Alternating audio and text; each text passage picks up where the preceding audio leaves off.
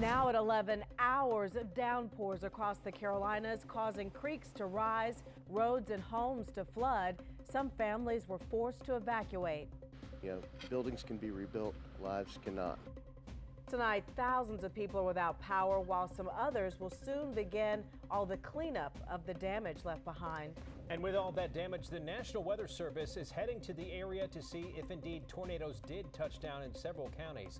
You're watching Eyewitness News live tonight at 11 o'clock. And breaking in the last hour, Charlotte-Mecklenburg schools going on a 2-hour delay tomorrow, along with several other local counties. We've got all of them scrolling at the bottom of your screen.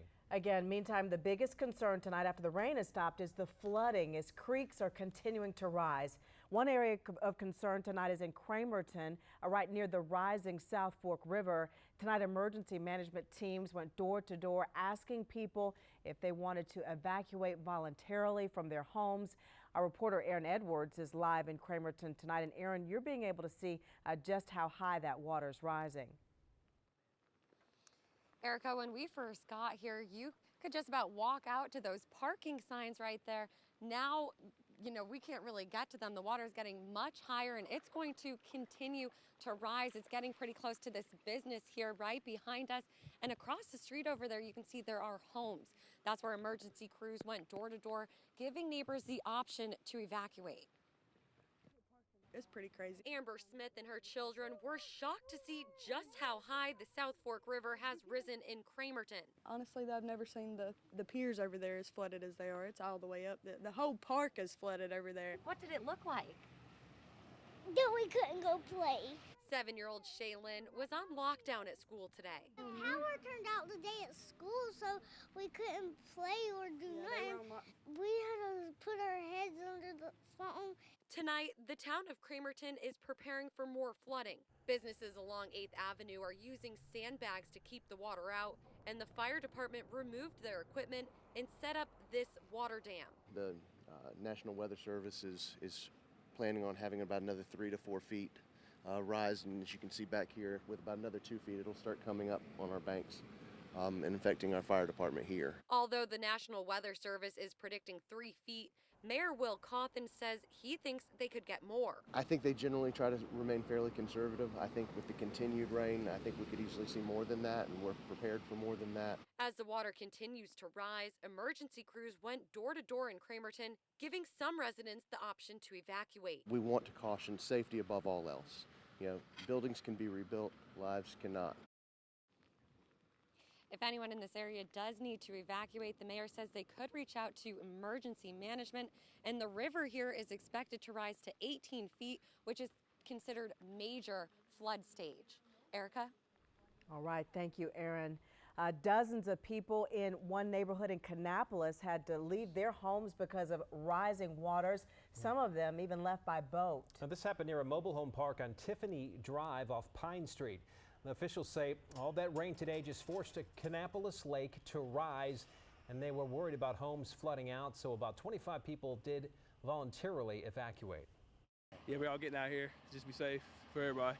I didn't want to be here and risk that, or something happened to us while we sleep or something like that. Hours after the evacuation was lifted, some people did go back to their homes. Now we want to head over to our chief meteorologist, Steve Udelson, who was on the air throughout the day, warning us about this dangerous storm and carrying us through it.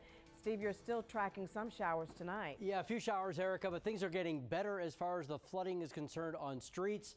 Creeks and streams, I've been checking out the flood gauges. They are starting to recede, but the last to rise and the last to fall, the major rivers where Aaron was, all on the Catawba. We're going to see some serious flooding thanks to 3 inches of rain in general from Charlotte north to Statesville over to Rowan County and Salisbury.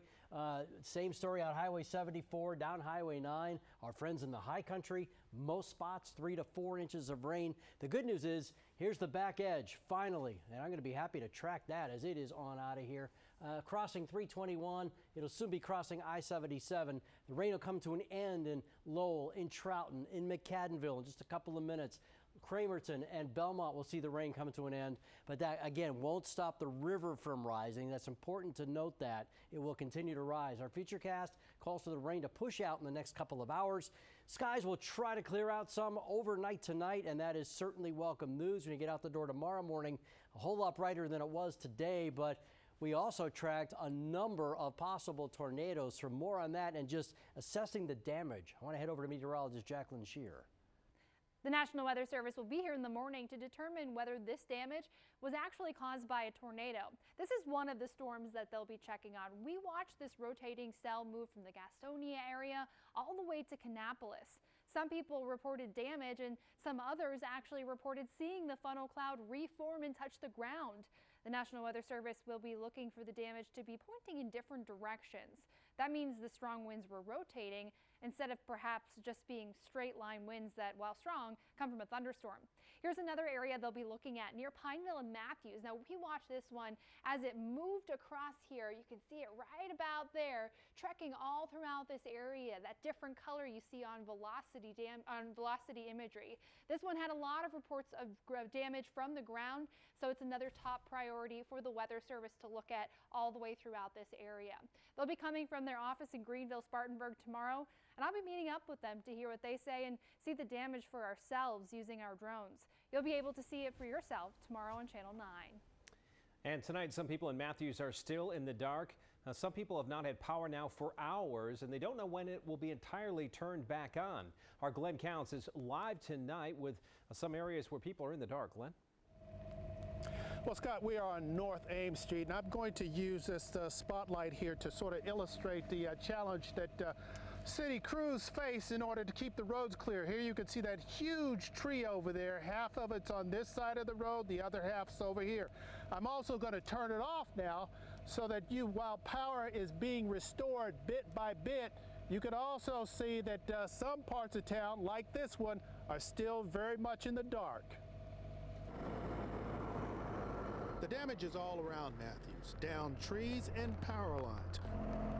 Work crews are trying to repair the damage.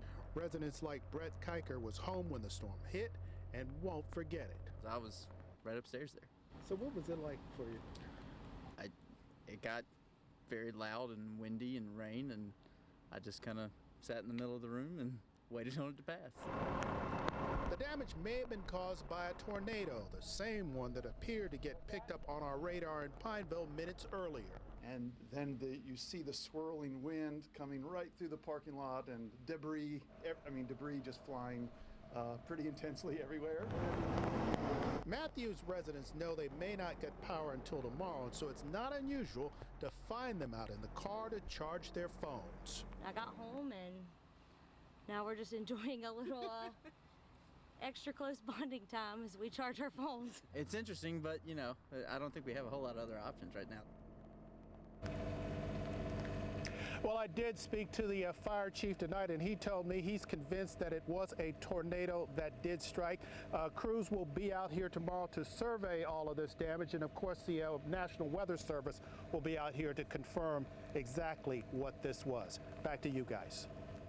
All right, our Glenn Counts live tonight in the dark. Hopefully the power back on soon. Thanks, Glenn.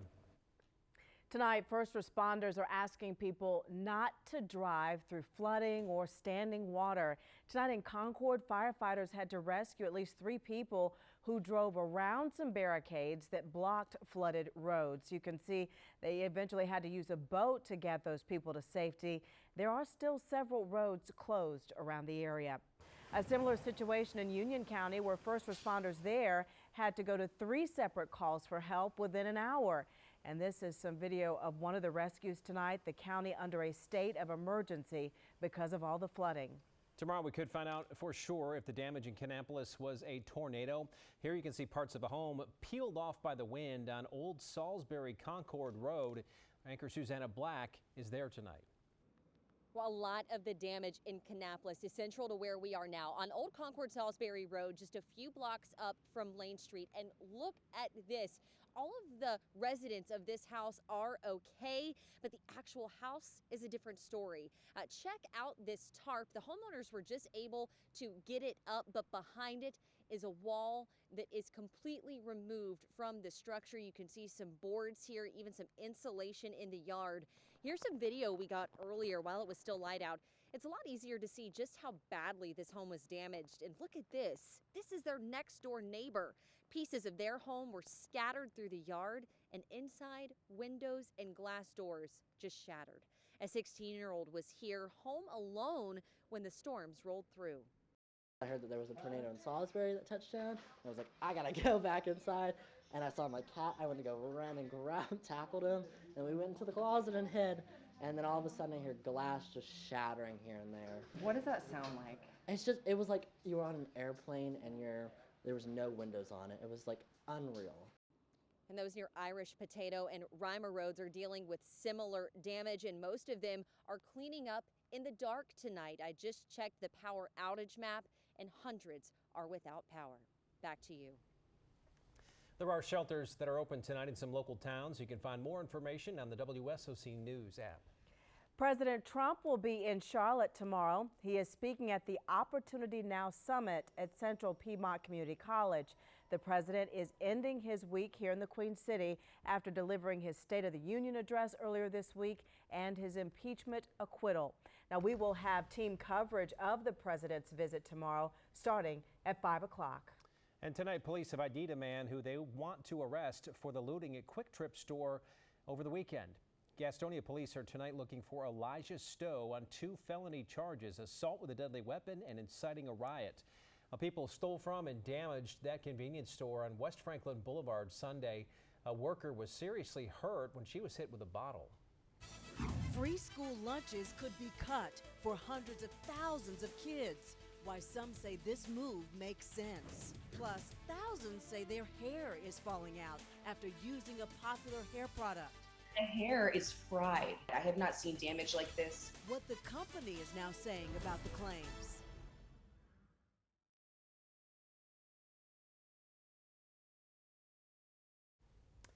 Some people are slamming a popular hair care company, saying their products are making their hair fall out. We're seeing these claims popping up online this week about a product called Diva Curl. I have not seen damage like this from color, bleach. I haven't seen damage like this from heat. This is different. The cuticle of the hair, it's like it exploded. That's a hairstylist who says that she and her clients started using Diva Curl. They say they started having severe hair damage. She says they went from having perfect curls to brittle hair. A spokesperson for Diva Curl says those complaints, quote, are only a fraction of 1% of the millions of people who regularly enjoy the Diva Curl products. Now, Diva Curl says it will use an independent company now to do some more testing to try to figure out what is going on. Atrium Health is increasing its minimum wage. Our partners at the Charlotte Business Journal report it's going up from $12.50 an hour to $13.50 an hour. The Charlotte-based healthcare system says the increase impacts about 10,000 employees, and they will see the difference in their next paycheck.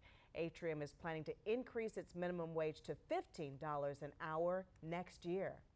The Rolling Stones are coming to Charlotte. Their No Filter tour starts in May, and they're going to have a stop in Charlotte July 1st at Bank of America Stadium. Tickets go on sale February 14th if you want to check them out. This is one of a number of new concerts announced for Bank of America Stadium this year. You got Motley Crue, Def Leppard, Poison, and Joan Jett in July. Country legend Garth Brooks and rocker Billy Joel are coming as well. Panthers owner David Tepper has said he really wants to have more than just football at the stadium, and they have got a lot of concerts planned to do that. Still showers out there tonight. That's not good news for parts of the area dealing with flooding. And that includes the South Fork River area in Cramerton, and that's where we hear from meteorologist John Ahrens tonight. Well, the South Fork River in Cramerton, notorious for flooding. I've been covering flooding events here for 13 years, and usually when I do, I'm at least able to get about 4 or 5 steps down that boat ramp. But right now, can't even do that. The water rising so fast, in just hours, kind of moved back here. The water's just about ready to crest through here and get into the parking lot of the fire department. and is already in the parking lot of nearby Cramerton Drug and Floyd and Blackie's back behind me. Now, there's a big concern that this water is going to be able to get at least to 8th Street, which it has not done since a flooding event back in 2003. It is still raining here, and there's still all that moisture from Hickory, from Lincolnton, up and through the mountains that has to come down the Catawba River system, and that's going to keep flood warnings in effect in this area, possibly all the way through Friday and maybe even into Saturday. Right now, a big concern because you are not going to be able to see this water as it makes its progress and continues to breach its banks. We're in Cramerton. Meteorologist John Ahrens, Channel 9 Eyewitness News. Yeah, so a lot of people kind of still in the balance there, waiting to see what happens. Well, let's check in tonight with our chief meteorologist, Steve Udelson. I think you said you're happily tracking the back end of this rain, right? Yeah, about done. And goodbye and good luck to that rain, right? We just set a record, the wettest February day since we've been keeping records. That goes back 142 years, over 3 inches in Charlotte. And yeah, we're not alone. Many neighborhoods saw 2 to 3 inches of rain. There's that back edge, literally along I-77, about to clear up town. There may be a stray sprinkle on the mountains and foothills, but I believe the metro likely will be done, and certainly gone by tomorrow morning will be the rain. But don't discount the fact that there is going to be a lot of debris on the roads. You know, water can displace a lot of things. Now, most of the water will be off the roads, but tree, limbs, that sort of thing may still be littering the road, so be careful, especially pre-dawn, 6, 7 o'clock in the morning. By 8 a.m., sun is shining. A couple of mountain snow showers. Yeah, it is February after all. It will feel cooler. Kind of a mix of sun and a few clouds. Gusty breeze tomorrow. That could be an issue. We'll talk about that in a second. Skycast tomorrow, upper 40s, 9 a.m., low 50s by lunchtime. Yeah, temperatures struggling to rise much tomorrow, generally in the middle 50s during the afternoon. This, I believe, will be a concern. Still a gusty wind. So nothing will be falling from the sky, but the ground couldn't be more saturated. That's why we have so much flooding. And you combine that with a wind of 15, 20 miles an hour, maybe a little bit more, we could see more trees go down, especially the first part of the day tomorrow. The winds will start to calm down some as we head towards sunset. On Saturday, next disturbance pushes our way. This one primarily passes north of the metro. We talked about yesterday maybe seeing a couple of showers. There'll be 1 or 2. There may be a few mountain snowflakes, but not much. A lot of that energy is being scooted to our north. So the story on the weekend, it'll be cooler, kind of a mix of sun and clouds on Saturday, right around 50. And by Sunday, we are right back at it, starting to warm up. As far as rainfall goes, it looks like by Monday night into Tuesday, the next cold front comes in. But between now and then, another nice warm up. We are back into the 60s, in fact, near 70 by Tuesday and Wednesday. I see no sign of repeat performance next Tuesday as that next cold front comes in. Just some rain. Yeah, That's so it. we saw the worst of it today. I think so, yeah. Thanks, Steve. We do have some breaking news just coming in tonight. In a unanimous decision, the Citizens Review Board in Charlotte ruled against CMPD's decision that an officer was justified when she shot and killed a man outside of a Burger King last March in Charlotte. He's got a gun! He's got a gun! Drop the gun! The DA and the police cleared Officer Wendy Curl after she shot and killed Danquers Franklin on Beatties Ford Road there in the parking lot. Tonight, the Citizens Review Board said that CMPD made a mistake and that the shooting was not justified. The board got the case in December after Franklin's family asked for them to take a look at that case. Now, before the decision, a group representing CMPD officers said the hearing was unfair to Officer Curl. It says the board did not let both her attorneys come to that hearing. In a statement, the Charlotte-Mecklenburg Fraternal Order of Police standing firmly alongside Officer Curl during this difficult time. That is their statement. Now, the board does not have the power to reverse the decision clearing the officer, but this ruling could open the door for a policy change. Kerr is back on the job with CMPD. This is the second time that the CRB has issued a judgment going against CMPD. Free and reduced lunch could be cut for thousands of students. While many are fighting this, others say it would actually cut down on waste and fraud.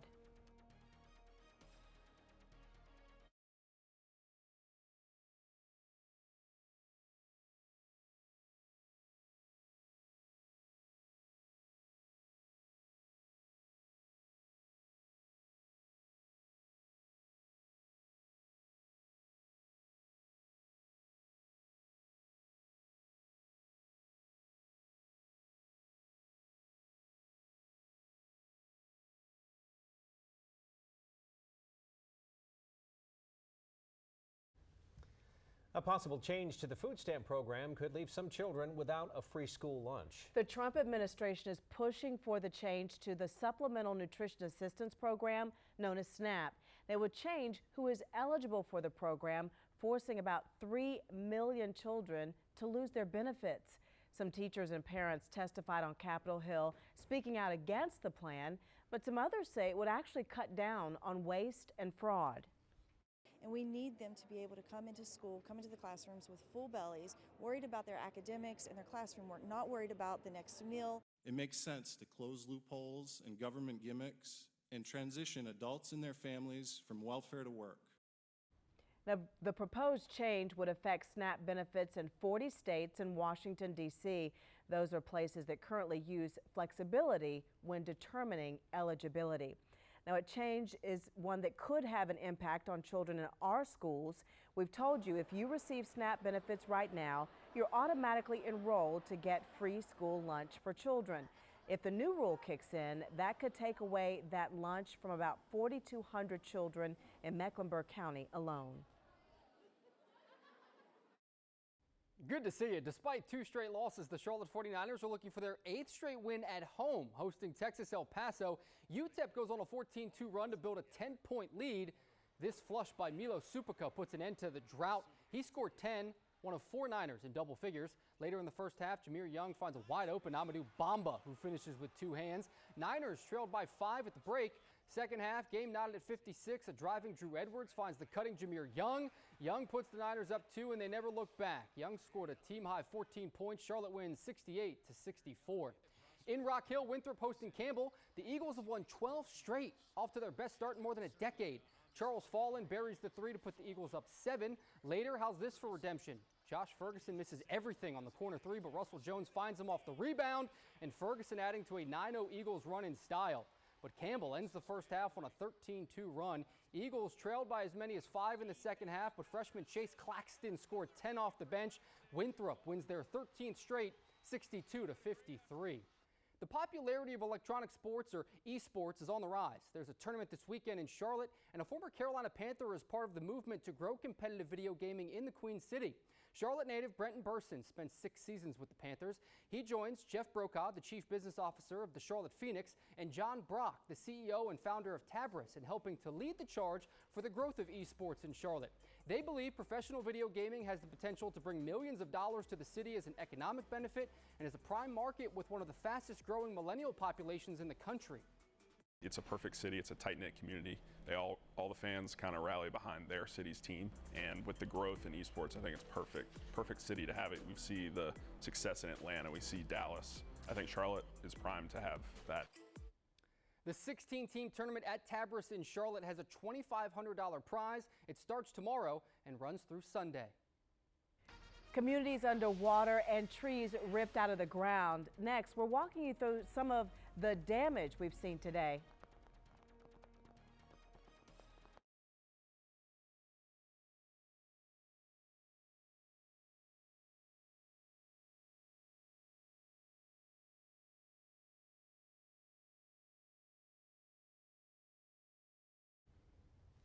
A lot of you sent photos and videos today of the damage from the storms where you live. And anchor Allison Lottis is here to walk us through some of those now.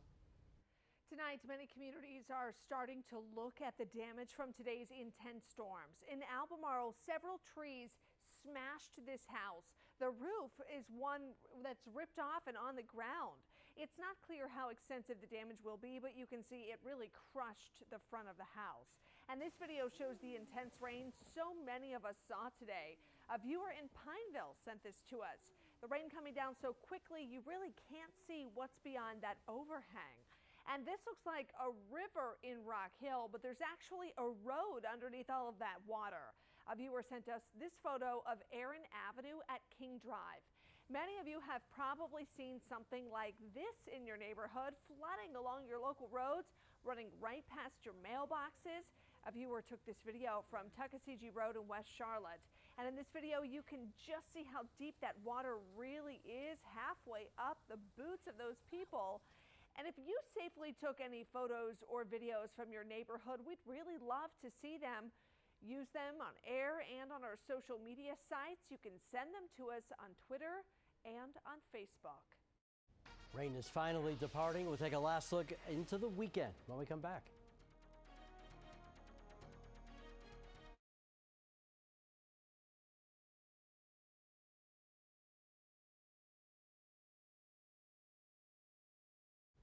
Rain is on its way out. That is certainly good news, though the risk for flooding still along the Catawba will continue through tomorrow. Mid-50s tomorrow afternoon. A few more clouds, a little cooler on Saturday, and then the warm-up kicks in as we head through Sunday and next week. Yeah, and flooding can be dangerous to people's It lives. can. So We've seen that. So stay vigilant. Right. All right. Thanks for watching tonight. Jimmy Kimmel is up next. Make sure to start your day with Eyewitness News starting at 4:30 a.m. for all of your weather and traffic and news of the day.